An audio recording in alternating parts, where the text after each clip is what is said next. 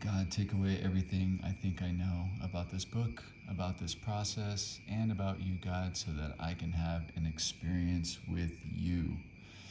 So today we are going to be discussing steps 5, 6, and 7 in the big book Alcoholics Anonymous. And they start in chapter 6, which is into action.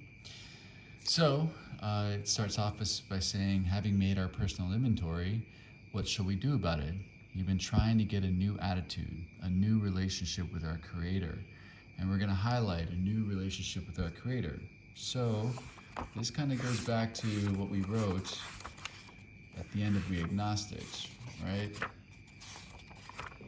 When I reveal myself to me, God will reveal itself to me. And when I begin to see the truth, God will direct me. So us having a new relationship with ourselves is having a new relationship with our Creator, because again, referring back to We Agnostics about the fundamental idea of God being deep down within every man, woman, and child, or what we wrote in the book, if I really understand who I am, I, the light of God, my spirit will be joyful at all times, and sort of basically understanding that God is within. And if we have a relationship with ourselves, we also have a relationship with God, because if in step 2, we've conceded to the idea that God is everything, then we are just a piece of God as well. So, and to discover the obstacles in our path, and those are the obstacles in the path of us being the light of God, or seeing ourselves for what we really are, right? And we talked a little bit about that before, when we talked about, things being obscured by calamity, pomp, and worship of other things. So it says, we've admitted certain defects. We have ascertained. Ascertain means to discover in a rough way what the trouble is. We have put our finger on the weak items in our personal inventory. Now these are about to be cast out. Now that's a little misleading, all right? Just because you've written an inventory and just because you're going to read your inventory to somebody doesn't mean that there's immediate relief of all your defects of character. That has not been my experience. So, and that hasn't been anybody's experience of anyone that I've ever worked with or ever met. So, if you're getting impatient with your speed of spiritual growth, don't. Because again, referring back to Bill's story, God knows neither time nor limitation, or it actually says the spirit of the universe, which knows neither time nor limitation, which means that, basically there's no limit as to how much we can grow, but there's also no specific time frame, because God does not know time. It happens when it happens. So again, now these are about to be cast out. This is the beginning of the process, because again, you can't cast out what you can't see. So it says this requires action on our part, which when completed will mean that we have admitted to God, to ourselves, and to another human being the exact nature of our defects. And we're going to highlight, this requires action on our part, which when completed will mean that we have admitted to God, to ourselves, and to another human being the exact nature of our defects. And it's in this process of reading the inventory that the people that I work with, I basically help them see what their defects are, right? In each my part section. So it says, this brings us to the 5th step in the program of recovery mentioned in the preceding chapter. So that's what the 5th step is. It's admitting to God, and admitting to ourselves and to another human being the exact nature of our defects. It says, this is perhaps difficult, especially discussing our defects with another person. We think we have done well enough in admitting these things to ourselves. There's doubt about that. In actual practice, we usually find a solitary self-appraisal insufficient. And we're going to highlight that. In actual practice, we usually find a solitary self-appraisal inefficient. So us just writing the inventory, and through writing it, of course, we admit stuff to ourselves, they're saying is insufficient, right? And my experience is that it's insufficient for 2 reasons. One is that I'm not really able to see the truth about myself as thoroughly as I want to, because I still have some emotional attachment to the stories that I tell myself in my head. But also they're going to cover the next reason on the next page, and we'll talk about that in a second.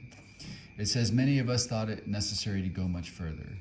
We will be more reconciled or in agreement to discussing ourselves with another person when we see good reasons why we should do so. The best reason first. If we skip this vital step, we may not overcome drinking. Okay, cool. So what does that mean? Why are we not going to overcome drinking if we skip this step? Well, if the thing that attacks us in sobriety, besides the spiritual malady, is the mental obsession, which is the ability to believe a lie, and the end game lie that we believe is that we can drink and use again and we don't have the physical allergy, or we can manage it or control it better this time, then we need to break the pattern of lying, which means that we need rigorous honesty. So in not admitting to another human being and seeking that deeper truth, we're still holding on to the lie. And if we do that, eventually, if we believe the lie enough, we're gonna believe that endgame lie, which is, I can pick up and use and it's gonna be cool. It says, time after time, newcomers have tried to keep to themselves certain fact about themselves. So again, lying through omission. Trying to avoid this humbling experience, they have turned to easier methods. Almost invariably, they got drunk. So you're gonna highlight, trying to avoid this humbling experience, they've turned to easier methods. Almost invariably, they got drunk. So people get drunk when they continue the lie, right? Having persevered with the rest of the program, they wondered why they fell. We think the reason is, and we're gonna write number 1, they never completed their house cleaning. So you don't complete a house cleaning if you haven't seen all the truth, right? It says they took inventory all right, and then you're gonna write number 2, but they hung on to some of the worst items in stock. And the reason why we hang on to those items is because, again, we don't see them. And also, they're gonna talk about this in a second, so I'll leave it. It says they only thought, and we're gonna write number 3, that they had lost their egoism and fear.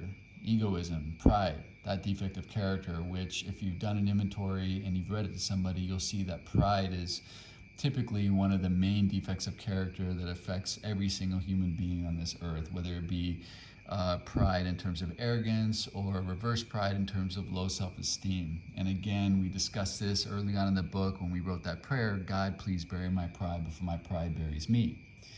It says they only thought, in number 4, that they had humbled themselves. Again, letting go of that pride and seeing things for how they are. It says, but they had not, and you're right, number 5, learned enough humility, fearlessness, and honesty in the sense we find it necessary until they told someone all their life story. So we're going to circle all their life story. We're going to underline from we think the reason is, and we're going to underline all the way to the bottom, and we're going to highlight this last sentence, but they had not learned enough of humility, fearlessness, and honesty in the sense we find it necessary until they told someone all their life story, which again is, whoops, sorry, my cat really wants to hang out and be a part of this life right now, which is the second reason that I talked about in terms of, you know, why we need to read the 5th step or read this inventory to somebody else, right? Is because we need to, A, get humble. A humbling experience is being able to see ourselves for how we are, which is, again, the honesty. We need to be able to walk through the fear of, you know, admitting who we are to another human being. And yeah, so that's basically it. It says, more than most people, the alcoholic leads a double life. He's very much the actor. To the outer world, he presents his stage character. And we're going to highlight this. To the outer world, he presents his stage character. Now, I can absolutely relate to this. I definitely had a stage character that I presented to the outer world, whether it was, and this is something that I practiced from, you know, the earliest time that I can remember, when I came running home to my mom and her basically telling me, because I was crying, that kids were making fun of me in school. And one of the suggestions she gave to me was, you know, don't let them see you hurting, because if you let them see you hurting, they'll continue to make fun of you. But if you basically stonewall them, they'll stop making fun of you if they don't get a rise out of you. So one of the earliest things I learned was to wear a mask and basically lie to everybody around me about how I really felt inside and look like I had it together on the outside, you know, which transferred even into sobriety, where, you know, I was the guy who was, you know, running family groups and one-on-one groups, one-on-one therapy with clients in treatment centers, and, you know, giving people direction about how to live in a treatment center and doing discharge summaries and treatment plans and blah, blah, blah, blah, blah. And yet my private life was a total mess. I was lying, cheating, and stealing basically in sobriety while being the guy who was, acting like he knew everything. And I just was afraid to be able to admit to anybody because, I enjoyed the stature. That was my pride, keeping me from just asking for help and letting people know that, I was really hurting too. And I also had expectations on how healthy I needed to look with, 4 years or 5 years or 6 years of sobriety, and it wasn't until the second time that I tried to kill myself, which was around 6.5 years of sobriety, and checked myself back into the sober living that I graduated from, that I actually stood up at a meeting of Alcoholics Anonymous and said, hey, I've got 6.5 years of sobriety. I just tried to kill myself. I checked myself back into a sober living and I need help. I'm fucked up, and that was like really the first time that I got naked in Alcoholics Anonymous and, let people know where I was at. So it says, this is the one he likes his fellows to see. He wants to enjoy a certain reputation, but knows in his heart he doesn't deserve it. And that is a horrible feeling. We're going to underline that sentence. It's really horrible to pretend to be something and get accolades for it and know that you're full of shit. It's an awful place to be. Then it says, the inconsistency is made worse by the things he does on his sprees. Coming to his senses, he's revolted at certain episodes he vaguely remembers. These memories are a nightmare. He trembles to think someone might have observed him. As fast as he can, he pushes these memories far inside himself. He hopes they will never see the light of day. He's under constant fear and tension. That makes for more drinking. And we're going to highlight this whole paragraph. I can basically look at this paragraph and look at it and apply it to my sobriety and apply it with certain defects of character. For instance, lust.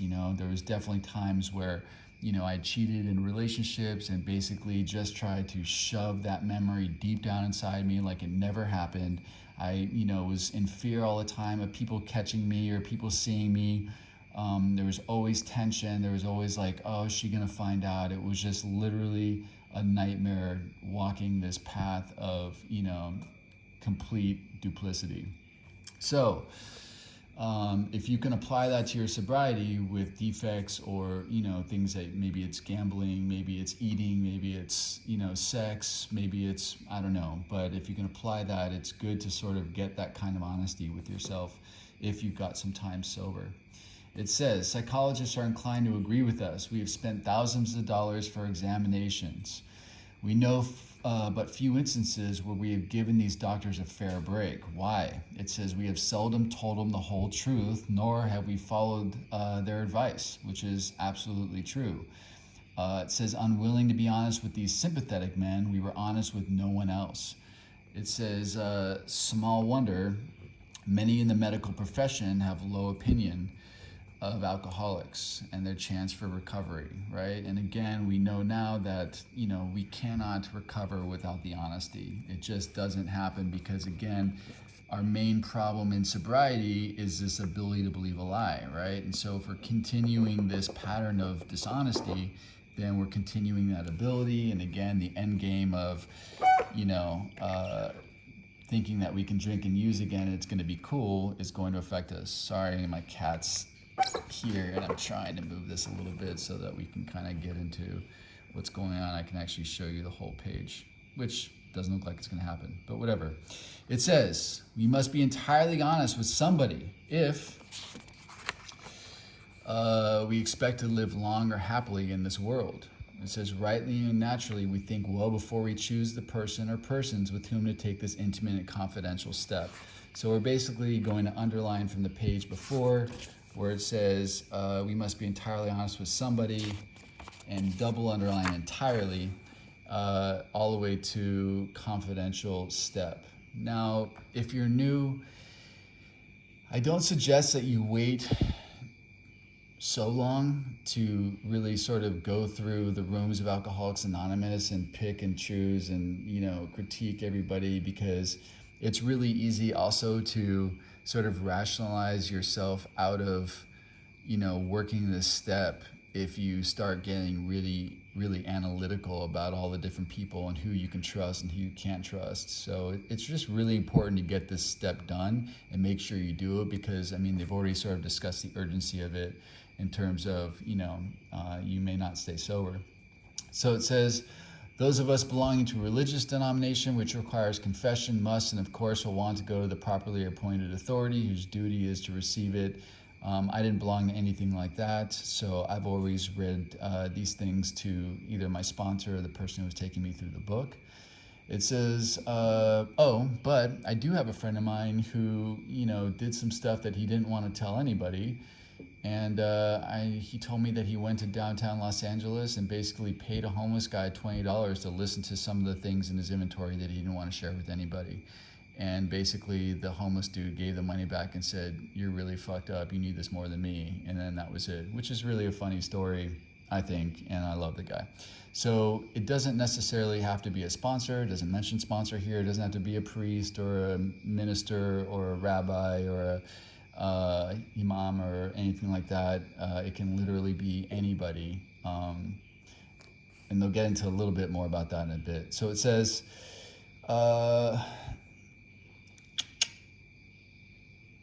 we want to go to the properly appointed authority whose duty is to receive it. Though we have no religious connection, we may still do well to talk with someone ordained. And ordained means like invested with, minister or priestly authority. Ordained by an established religion. We often find such a person quick to see and understand our problem.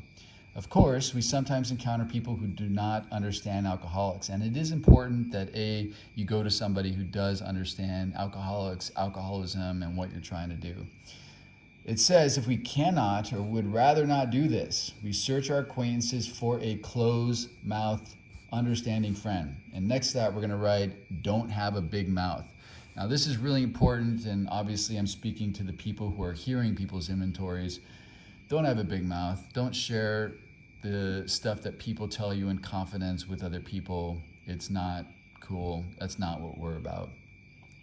It says, perhaps our doctor or psychologist will be the person. It may be one of our own family, but we cannot disclose anything to our wives or our parents which will hurt them and make them unhappy.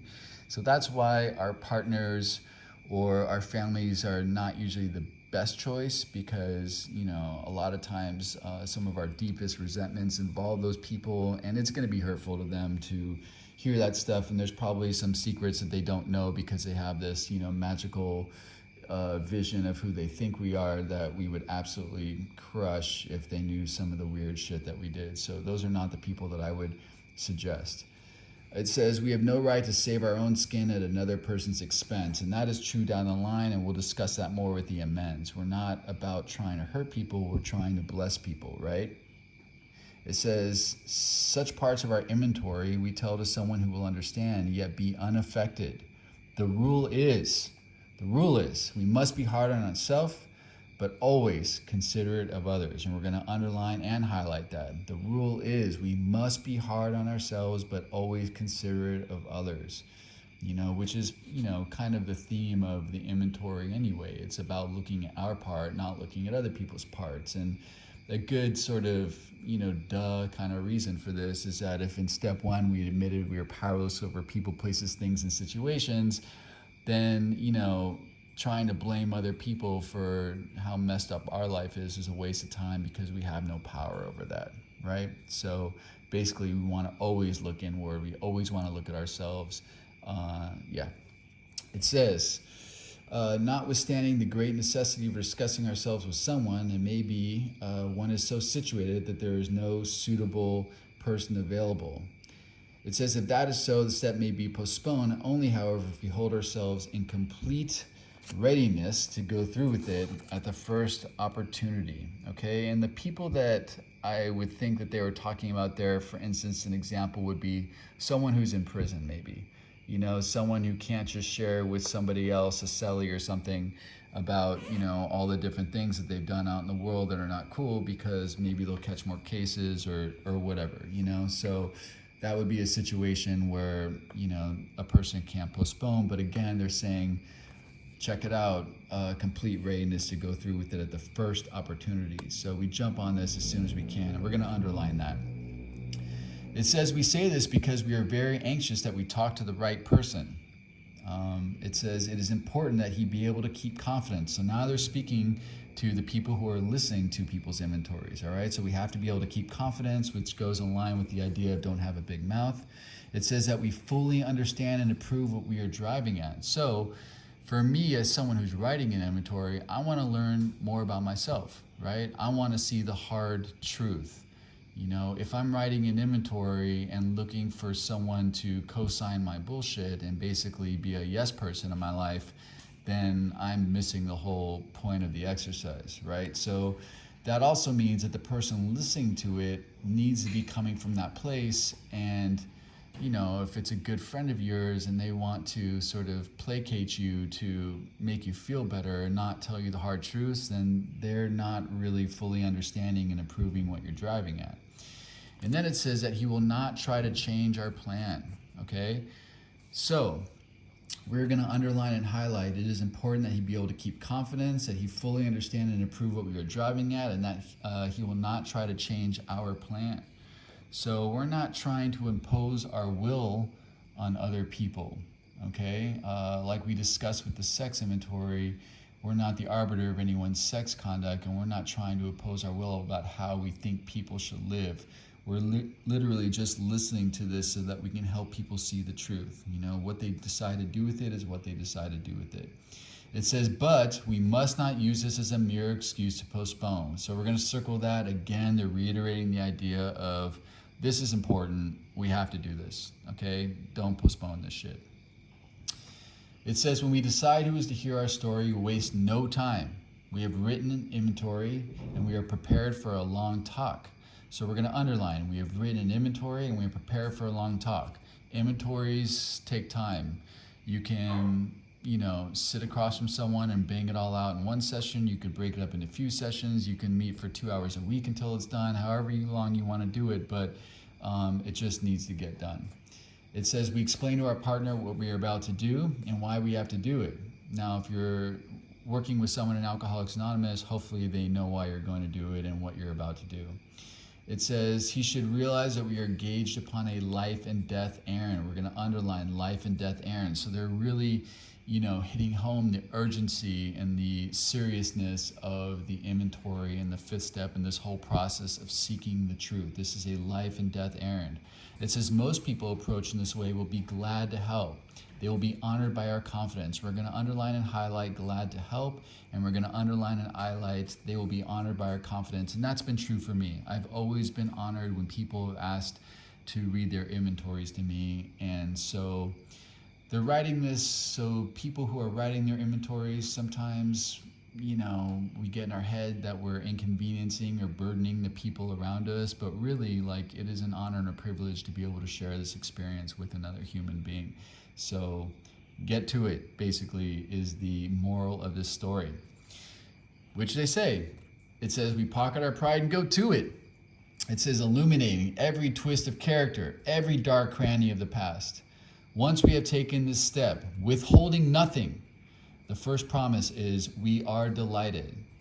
So we're going to circle withholding nothing, we are delighted, okay? The second promise is we can look the world in the eye. The third promise is we can be alone at perfect peace and ease. Then the next promise is our fears fall from us. We begin to feel the nearness of our Creator. We may have had certain spiritual beliefs, but now we begin to have a spiritual experience. It says the feeling that the drink problem has disappeared will often come strongly. We feel we are on the broad highway walking hand in hand with the spirit of the universe. So we're going to underline this whole paragraph and we're going to write promises, because these are really the fifth step promises. Now, I definitely experienced feeling delighted afterwards just because I was stoked to get it done. It was a long process. I had 196 resentments on my thing. I can't even remember how many people on my sex inventory. My fears were really great. So to finally finish this process, I was delighted. In terms of looking the world in the eye, I felt like I finally put the work in to be a member of Alcoholics Anonymous, you know, and in that sense, like, I felt like I owned my seat there. Now, is that the truth? No. I mean, the truth is that if you have a desire to stop drinking or using, you can be a member. It doesn't matter, you know, but I felt, for me personally at the time, that I actually put in the work, and that was a good feeling. It says we can be alone at perfect peace and ease. That wasn't the case for me until I actually, started the big book process, right? Because the big book process is basically what took me outside of myself. And I'm talking about like working with as many people as I possibly could in the big book while I got to page 75, which was a lot of people at that point, because this is a long process. It's very meticulous. It doesn't happen overnight. It doesn't happen in a month. It happens, over a while. And in that time, you get to work with a lot of people, therefore treating the spiritual malady, which is basically the anxiety, the depression, the fear, the worry, the anger, all that stuff that gets in the way of my perfect peace and ease when I'm alone. It says my fears fall from us. Again, the thing that helps me basically with my fears is a relationship with God and having faith, and basically working with people in the book and practicing, the faith work of doing book work with people instead of managing the stuff that was making me afraid over and over again and seeing how shit worked out. Like, that's what really, allowed me to see that my fears were a waste of time. Now, granted, in reading this and having my sponsor talk to me and discuss with me about, how fears are fantasy and all that stuff like that I talked about last time, that was great. And it was a spiritual awakening, but having the spiritual experience of literally living life fearlessly was something that happened from doing the book work.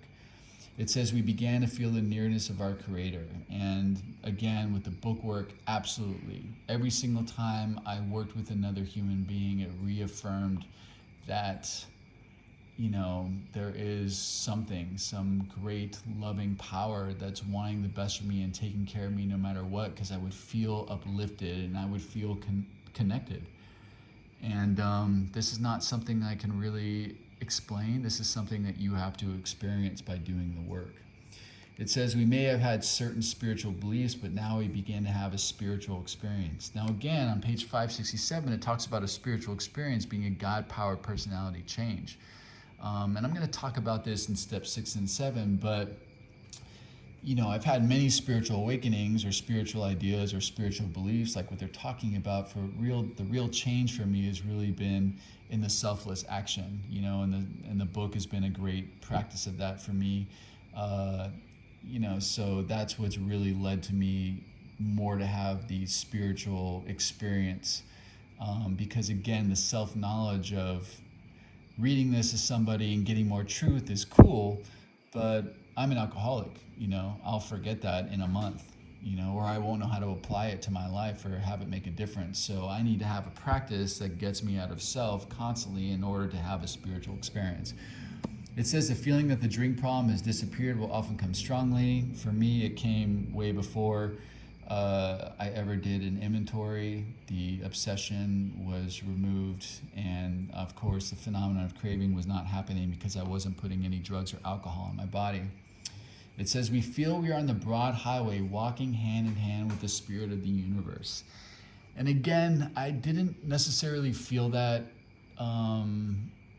right away, and when I did, it kind of came and went, and it sort of ebbed and flowed in life, because obviously for me to have wanted to kill myself at 5.5 years and 6.5 years of sobriety, and based on all of this sort of tumultuous experience I had sober with all the defects and the fear-based managing of my life and blah blah blah, that obviously wasn't the case. So it really wasn't until I started doing the book work and working the program of Alcoholics Anonymous as it was intended, that I really felt like I was on the broad highway, which literally means that anything is possible.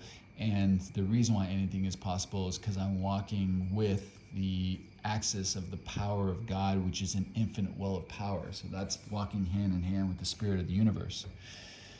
So once we finish our 5th step, in terms of the reading, what we do is we return home, we find a place where we can be quiet for an hour. So we're basically taking an hour to sort of meditate and go over, carefully reviewing what we have done.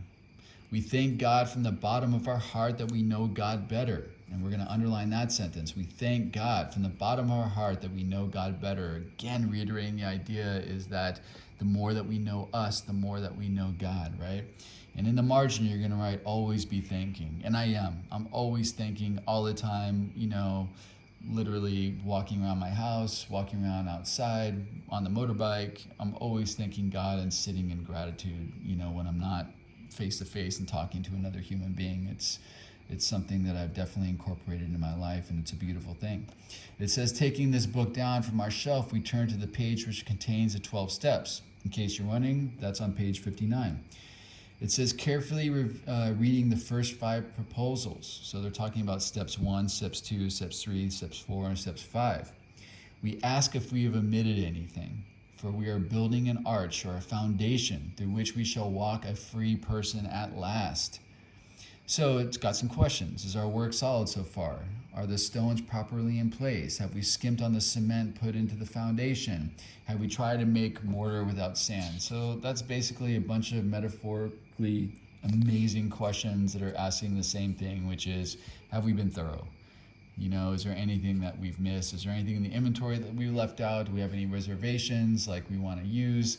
And if you're not doing the work and you're not taking people through the book as you're going through it, those things might exist. You might not be sold on this program. You might not have the faith, that you would have if you were actually doing the work. So I really do implore you to, use these videos as just an outline or a foundation for something to pass on to other people. That's really what they're about.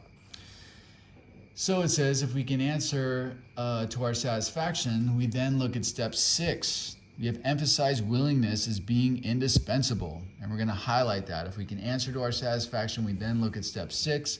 We have emphasized willingness as being indispensable. The question is, are we now ready to let God remove from us all the things which we have admitted are objectionable? So objectionable means unwanted. So that's basically the defects of character. When I go through defects of character in the inventory, I basically break it down to the 7 deadly sins: pride, anger, lust, sloth, gluttony, greed, and envy. And that is purely to simplify it. I know there's some worksheets floating around at treatment centers that have got a million forms of selfishness and self-centeredness and self-pity and blah, blah, blah, blah, blah, blah, blah on it, but that to me is very overwhelming. So if I can just boil everything down to the 7 deadly sins and understand basically how each of those, sub-defects stem from those sins, then cool. So that's the stuff that's objectionable. It says, can he now take them all, every one? If we still cling to something, we will not let go. We ask God to help us be willing. So we're going to underline all the way to the bottom of the paragraph, and we're going to highlight, we ask God to help us be willing. So in step 6, in the 12 and 12, Bill writes about,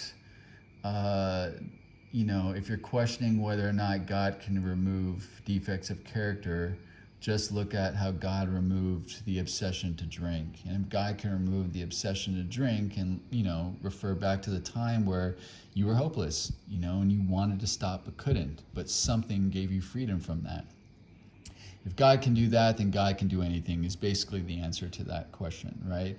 And then the question is, well, why doesn't God remove the defects of character immediately? And basically, the answer in the 12 and 12 is that, God is not really cool with suicide. I don't know if any of this stuff is true, but this is what they say in the 12 and 12. So obviously drugs and alcohol kill us, it's a slower death sometimes. Sometimes it's very quick, and God's not about us dying. So defects of character are much slower and, usually just cause a lot of misery. So maybe that's why they take longer. But again, that's all speculation, and it's also why I don't read the 12 and 12 anymore. So it then says, when ready, we say something like this. And this is the 7-step prayer, and I circled it and I wrote 7-step prayer. It says, my Creator, I am now willing that you should have all of me. So really understanding that we are and belong entirely to God, good and bad. I don't know what good and I don't know what bad is, because we're all the light of God. So it is what it is. It says, I pray that you now remove from me every single defect of character which stands in the way of my usefulness to you and my fellows. So again, we're about being useful. That is the purpose of the defects being removed. And our divine purpose on this earth and our greatest use on this earth is to be of service to the people around us in each moment, right? It says, grant me strength as I go out from here to do your bidding. And again, God's bidding is to be of service and being blessing. It says, amen. And it says, we have now completed step 7. So truthfully, before I started doing this book work, I was really resentful at this 2 paragraphs, step 6 and 7 experience. I, basically thought like, these are the growing steps. They're the most important steps in the program.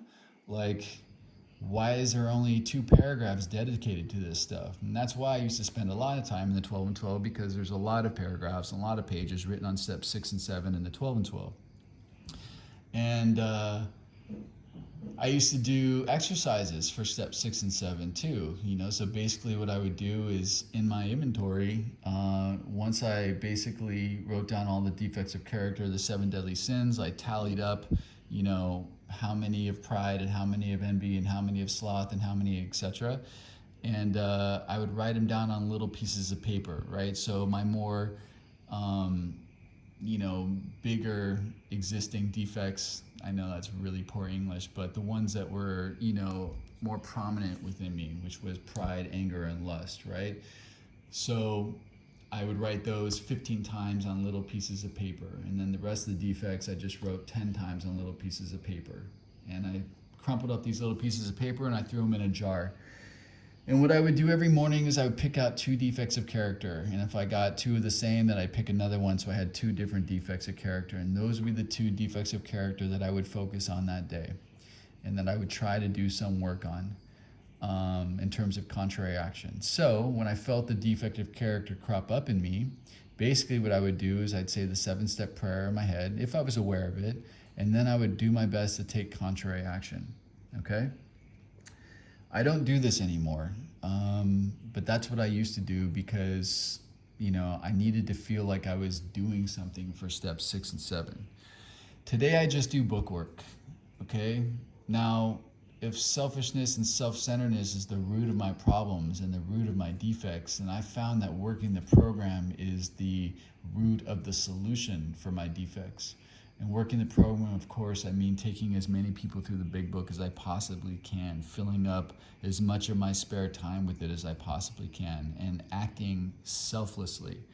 Because what I found is that when I was managing my defects, I would get really tied up in the expectation of when stuff was removed. And I would also feel defeated because sometimes I would say the 7-step prayer in my head and I'd be focusing on lust and I would be telling myself, okay, you're not going to do this, you're not going to do this, you're not going to do this. And I'd literally watch myself walk straight into that other girl's apartment. And I'd be like, you're powerless. And I would just feel defeated. And it was awful. It was just, that lack of power is our dilemma, that feeling of helplessness. Like that's what was going on for me.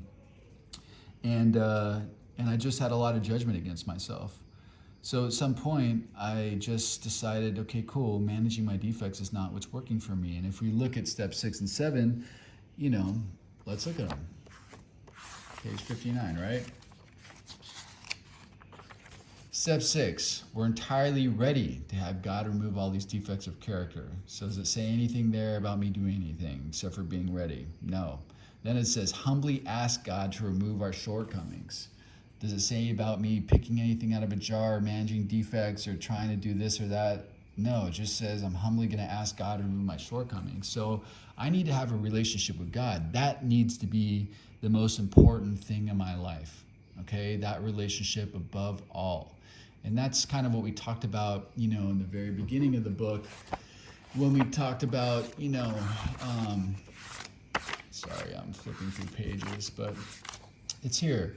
It says the 12 steps are a finger guide to get the principles and the power from God. The book is not to be worshipped like other human resources, only my God. So nothing should be put ahead of my relationship with God, right? So I do that first. And what I found is that it's really hard to think that I'm better than or less than somebody else when I'm trying to bless them. It's really hard to judge somebody or character assassinate or resent somebody when I'm trying to bless them. It's hard to be envious of another human being when I'm trying to bless them.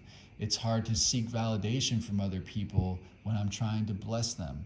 It's hard to steal from people when I'm trying to bless them. It's hard to sit around in my place, being lazy and not doing anything when I'm trying to go out and find people to work with. And it's hard for me to, selfishly go out there and try to have sex with people when I'm trying to be the blessing. So the more that I practice being the blessing, which is coincidentally how I develop that relationship with God and deepen that relationship with God and myself, the more I basically do actions that are contrary to my defects of character. And like with anything else, the more I practice it, the more consistently I practice it, and for the longer the time, the easier it gets, and the more that becomes who I am. It becomes my lifestyle, it becomes my way of being, it becomes my character, So that for me has worked the best. It's taken some patience and time, and that's been okay too, because I just trusted the process, because I was at a point where I tried everything else and it wasn't working for me, and I did feel good when I worked with other people, so that kept me going. Now, was I rendered white as snow as soon as I started doing this book work? No, like I said, it was a process. It took time. I definitely still cheated and lied and did stuff, when I was doing book work. I still hurt people when I was doing book work, but over time, I got better to a place where I'm not really hurting that many people today. At least I do my best not to, and if I am, I own it and make amends for it and move on. And there's some things that I can't clean up right now, and some of my cleanup is just to stay away, and I'm okay with that too. I'm okay with that too. So that's all, something I've learned from basically trusting this process and doing it that way. If you want to go out there and manage your defects and do all that stuff, cool. But I think just working the program and dedicating your life to service is really just the way. So anyway, I hope you enjoyed this, and if you have any questions, feel free to leave them in the comments, and I will see you guys another time. Bye.